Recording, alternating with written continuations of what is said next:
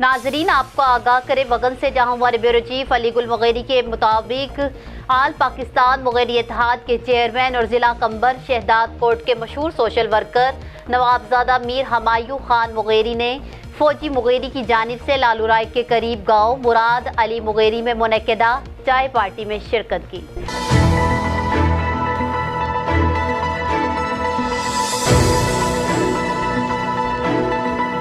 जबकि मीर हमायूं खान मुगेरी गांव मुराद अली मुगेरी पहुंचे तो इलाके की मुअज़्ज़िज़ीन ने ज़बरदस्त इस्तकबाल किया और फूल निछावर किए।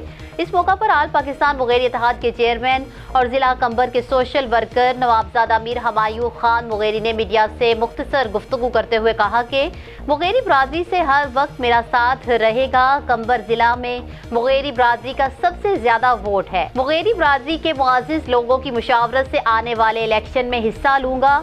उनका कहना था कि आज बरादरी के नौजवानों का जोश देखकर दिली खुशी हुई है।